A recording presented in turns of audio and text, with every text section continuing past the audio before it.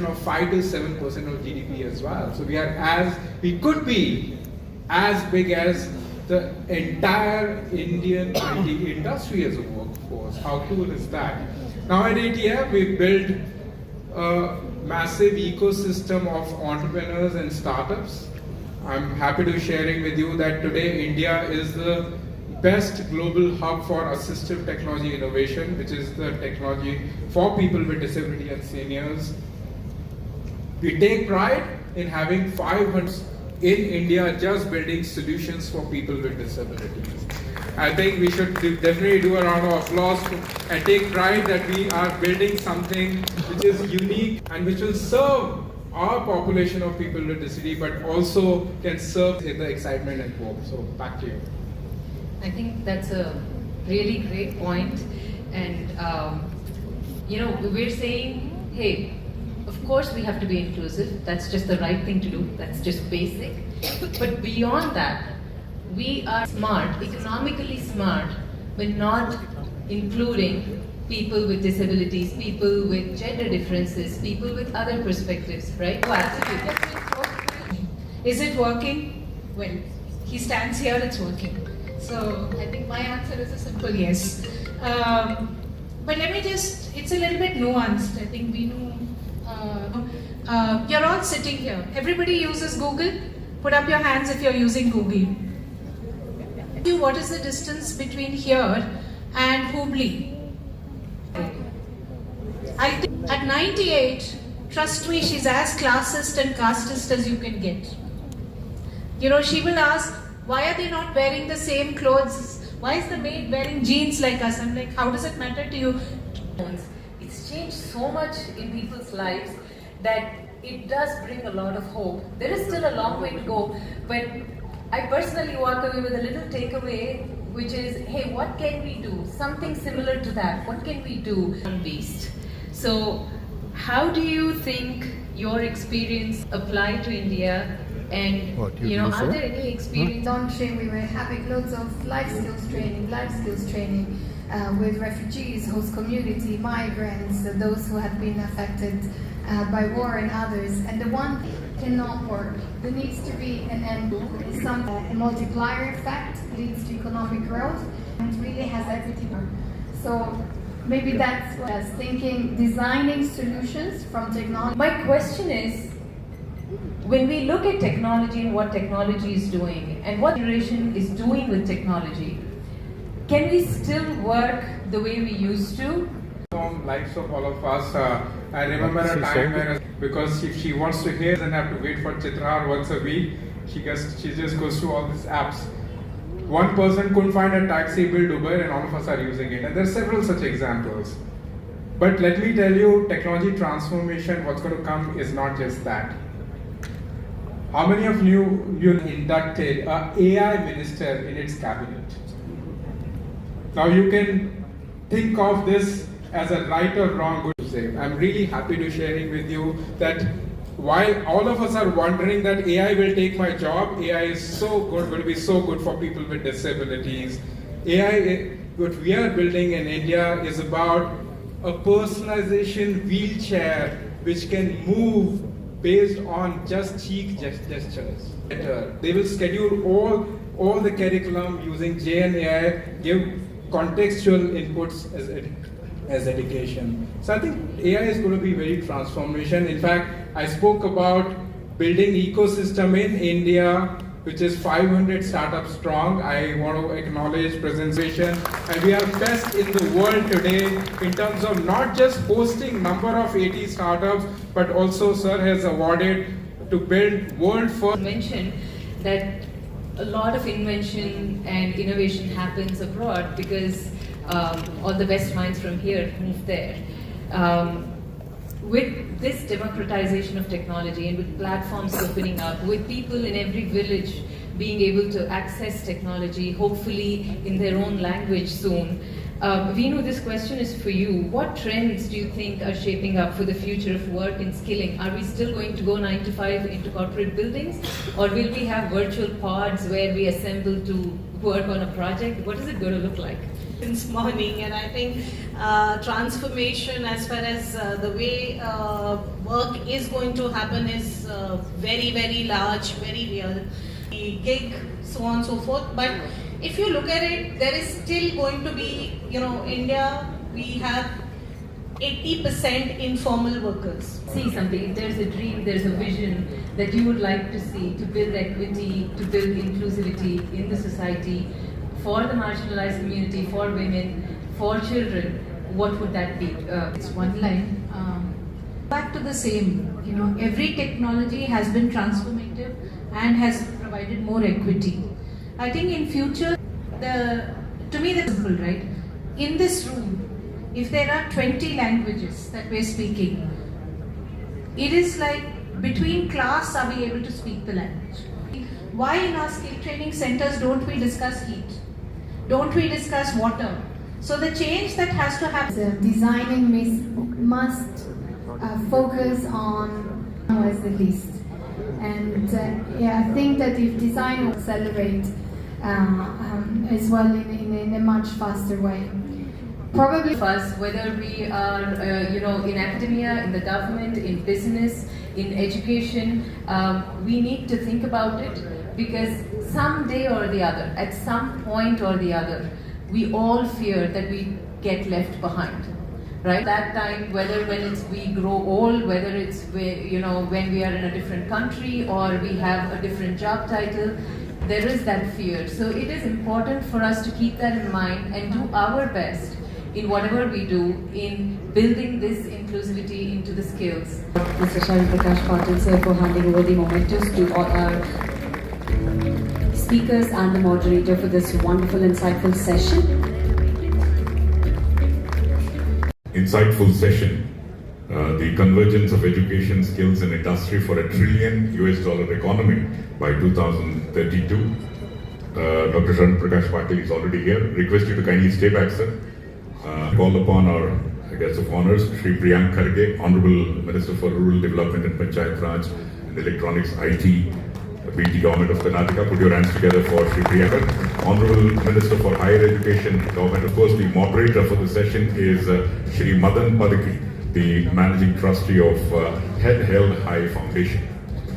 All the key thinkers, decision makers and policy makers of the state to talk about what is in store for us at Karnataka and what can Karnataka do that can set an example. Karnataka has always set an example for the country, and I think this panel, I'm very excited to be moderating this panel to talk about the future of how we are going to converge education, skills and industry for us to realize the dreams of a $1 trillion economy that we are powering out. Why we are all here, how do we really unleash the power of millions of our youth for a better economic and social future. So this is a video that I did many years ago. It's Teacher, auditor, contractor, businessman.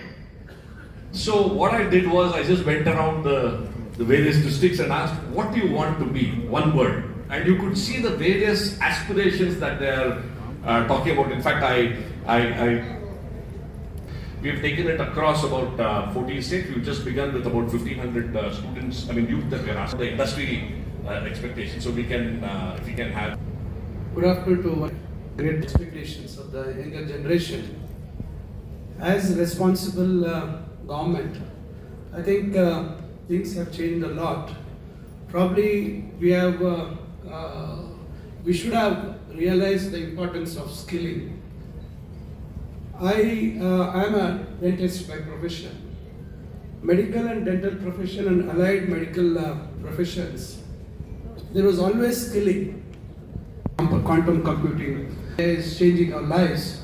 Probably the industry is looking at a lot of skilling, and that too we are looking at how best we try to skill them about job readiness. Job readiness is one important thing what we are looking at. And we have also initiated a lot of measures. In fact, with Karnataka State Skill Development Corporation, way back in the year 2023-24, it was the government of Karnataka initiated a program called as Kalike Jote Kaushalya. Apprenticeship Embedded Degree Program. This is from the higher education. what is it that we're doing from the skills to make sure that it's embedded right through the learning process? Opportunity, as rightly pointed out by my colleague and friend Sudhakar, now we are facing the biggest challenge across the country. The biggest challenge in the country is unemployment. So we down, and Karnataka has been one of the very progressive state. It's also not only the startup capital; it's also the skill capital. We want to create that ecosystem here, and the government. That the industry said that we have, and the diploma colleges or whatever graduates they are not employable because they don't have the right skill set which is required by the industry. So actually we had constituted various groups sector wise to suggest us like what are the future skills required, because we need to incorporate certain things in our curriculum itself during the study course itself. From Japan, that they need nurses in thousands, not in hundreds, in thousands. Italian concept. Your analogy that you started out with being the bridge, I was reminded of an old Kannada song, Nanondu Tira, Ninondu Tira, and intersection of this for a long time. You've been talking about personalized skilling, about how do we really make you see the industry every day. Love to get your insight. Firstly, I must congratulate Dr. Shan Prakash on this fabulous to people map them back to industries, and like he rightly said, we cannot promise everybody employment, but can I make them employable? Yes, and that should be the first thing that any government across the country should do. So my biggest congratulations to Dr. Shan Prakash and his entire team. And having said that, like you said, I have a ringside view of both the rural area, because I am the Minister for Panchayat Raj and Rural Development, also the industry. And whenever I have gone abroad for Karnataka as an investment destination, because everybody gives incentives, everybody gives subsidies. You know that very well, how our neighbors do that. So, what are we positioned? What is unique about Karnataka is we position ourselves as a skill capital and a knowledge destination. The business incubators. So I'm spending 110 crores for colleges outside Bangalore in rural areas and giving them 10 crores each to help them get practical experience in innovation. Economic accelerator program of 1,000 crores.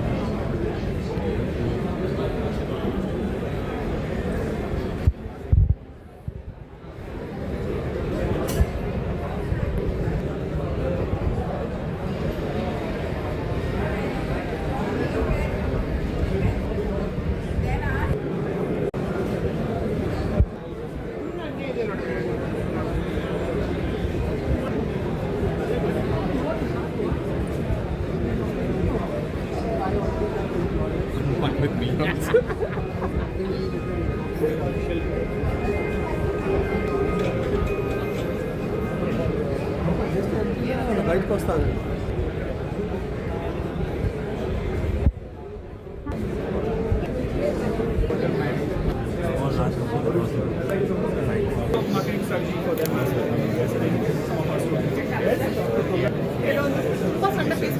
ಅದನ್ನು ಸಹ ನಾವು ಏನು ಮಾಡ್ತೀವಿ ವೇಸ್ಟ್ಗೆ ಹಾಕೋದಿಲ್ಲ.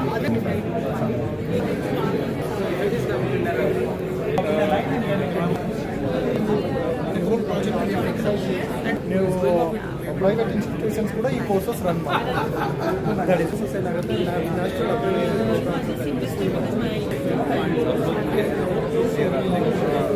don't best student programs with assured education. But students from here are working in Africa and all. So they get now from India.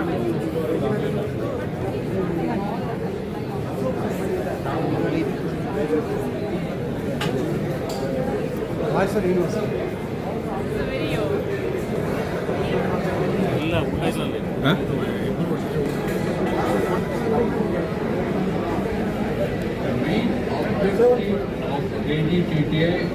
I want to run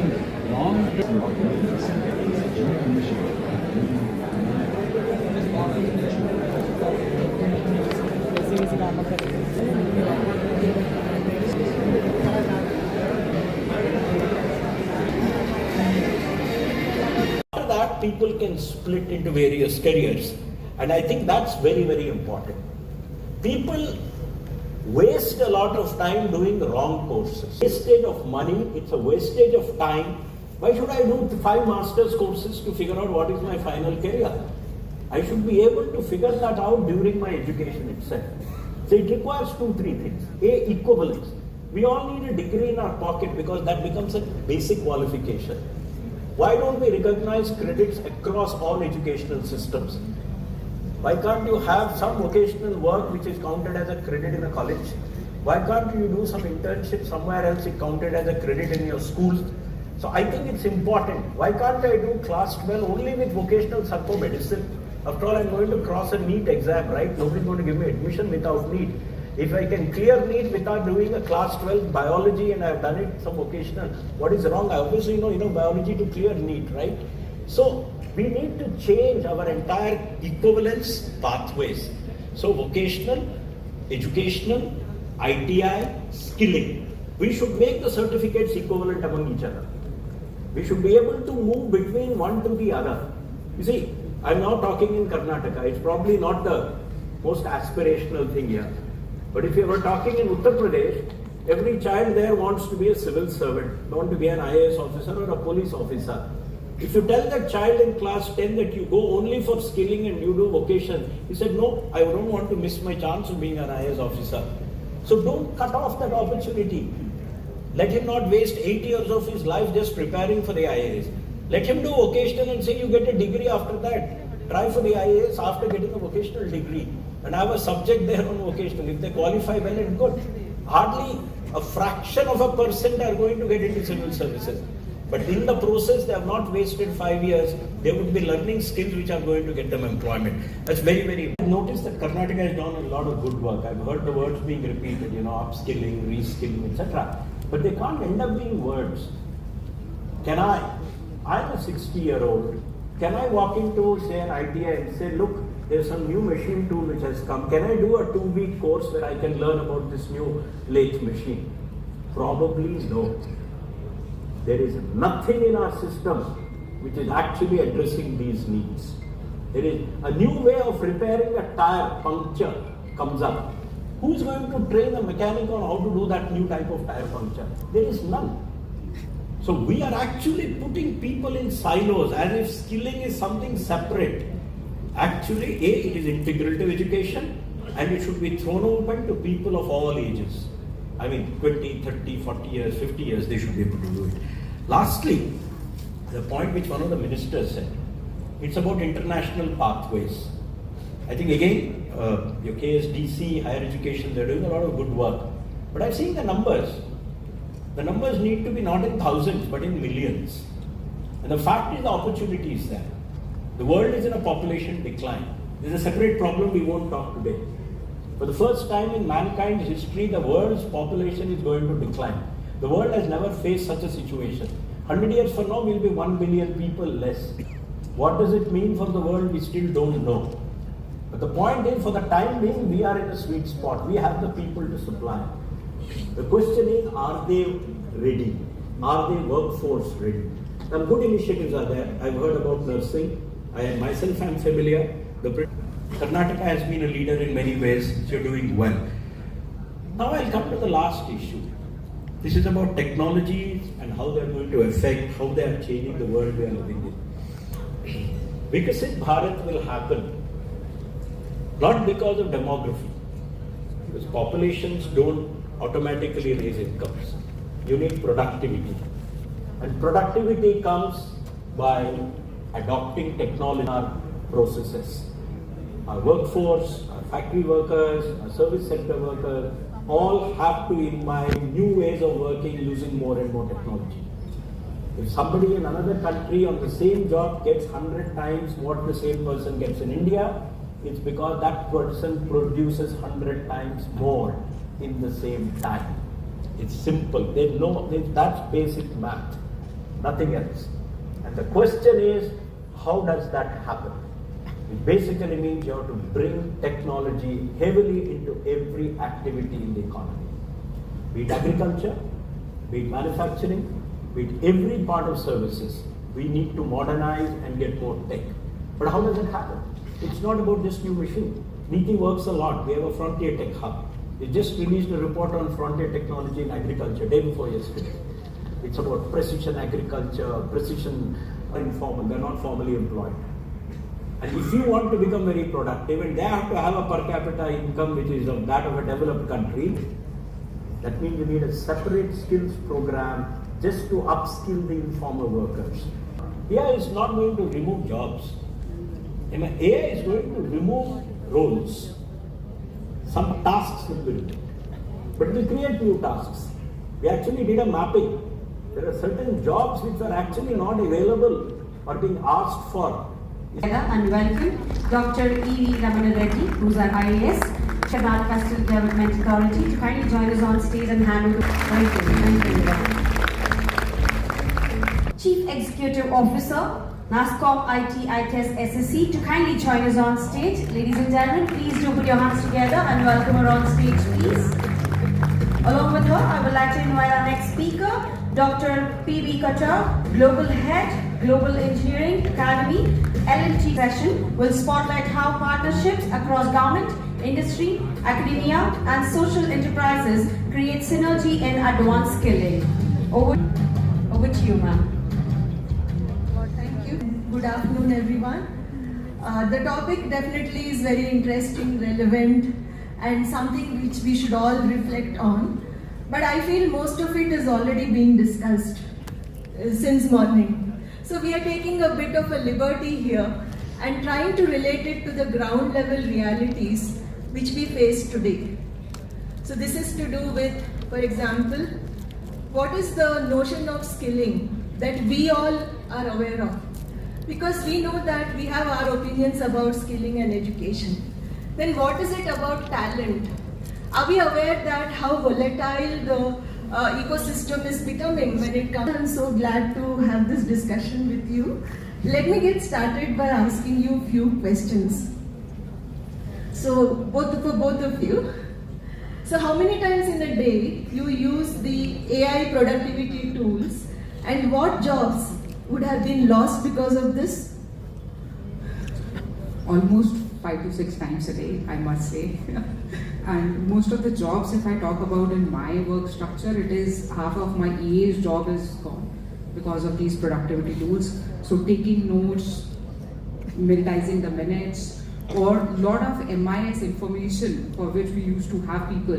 So I think those are becoming more automated from my part of job. Okay, thank you. So these are quick questions, so let's hear it from Dr. Kottu. Thank you so much, Dr. Madhuri and Dr. Vilasha. May I request all of you to stand up? It's a post-lunch session. Please stand up. Big round of applause. I'm sure that you have had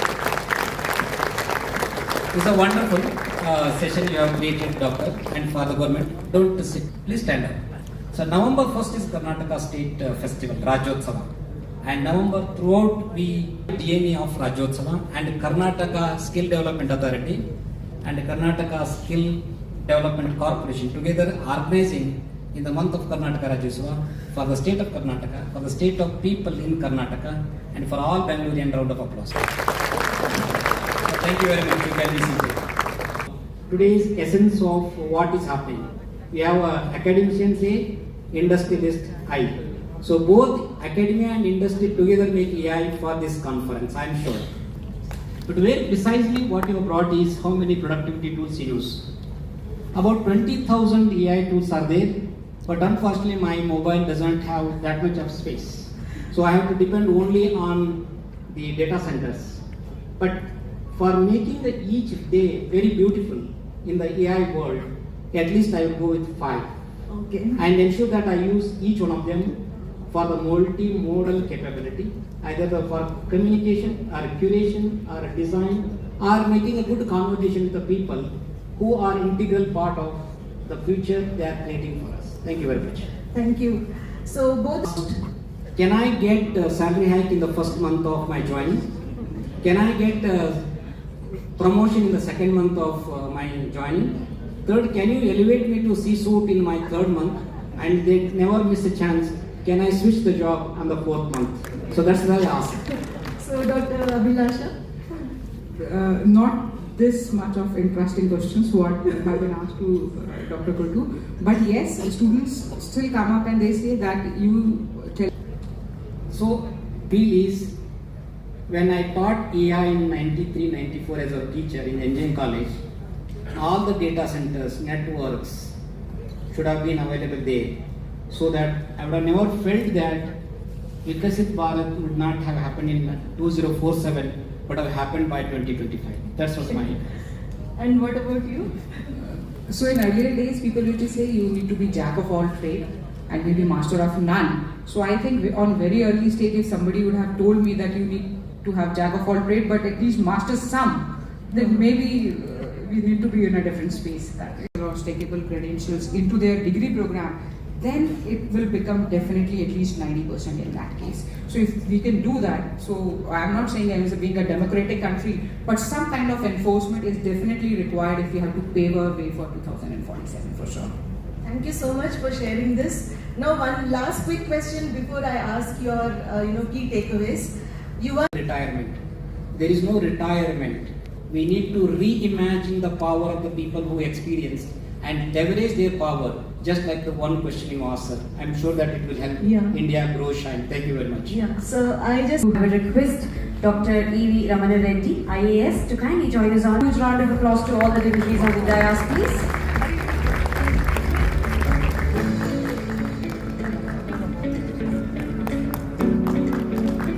Please do continue. Put your hands together for them one more time.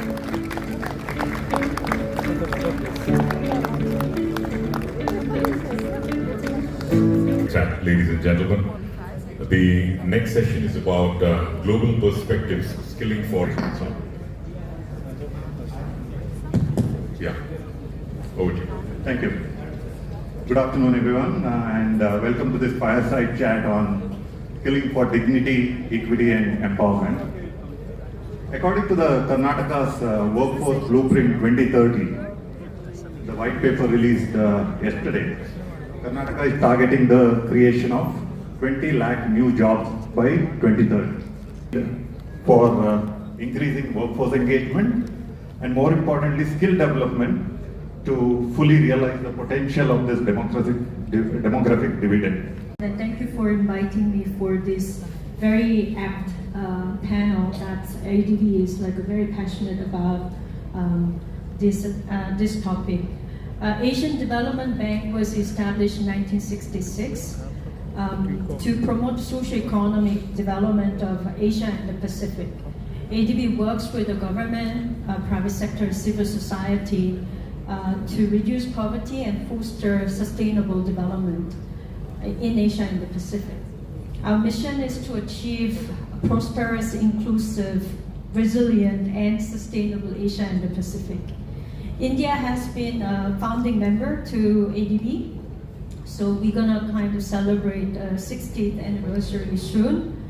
Now ADB has scaled up its operations significantly in recent years. Last year we are doing 4 billion annually as a sovereign lending to support mainly urban development, climate resilient, connectivity, power sector reform, education and health sector improvement. Alongside this, ADB is also mobilizing around $1 billion annually in non-sovereign financing, targeting private sector investment in infrastructure, clean energy, urban transformation, and tertiary health and education services. Since the first of long-term visa, we are issuing about 40,000 long-term visa means for students, for people working in Germany, for family going with their partners to Germany. It's 40,000 a year, so it's a huge number, and we try to make it happen as soon as possible because we have certain interests in that. And I think that is where the question of whether you need time to get a visa or not is answered, because we have interests. We have interests, and India has interests. India has a huge workforce, and we want, first of all, to support India and Karnataka in getting that workforce developed. And perspective, skilling for dignity, equity, and empowerment.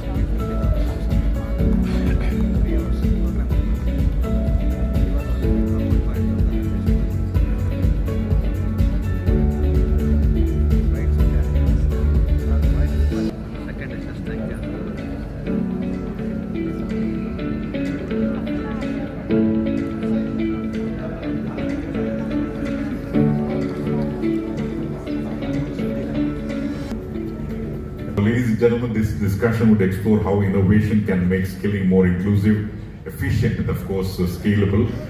Cisco Networking Academy, Nikita Bengani, Director of Youth. So this is a wake-up call. I know we have between you and the chai and at the end of the day, so we'll keep it short and snappy. We have been told that we have about 30 minutes. So welcome to this conversation. Some large education institution, I won't name which, and they said the Vice Chancellor wanted... Being the only lady on the panel, probably I was suspecting that I'd have to start. But very happy to be here and happy to see so many people still in the room, almost towards the end of the day. And I think just building on what Madan started out with, I think for us also when we go back to the early days of Quest, when we were starting out as an organization, I think for us, technology was something we believed in very strongly. Although like back then in 2008, when we would talk about technology for learning, 15 years later, and I feel like, for a lot of transformation. I think COVID really to upscale if they want to find another job. What are the ways in which technology could aid some of it? So there are a lot of that are out there at the moment into this whole learning to earning continuum and making, learning with a certain amount of quality. Wonderful. I think you said the opening batsman, you said the wonderful to the match. Learning, earning, early. How do you keep the lifelong learning going? Just a aside, if you are interested in the whole Blue Dot local economy.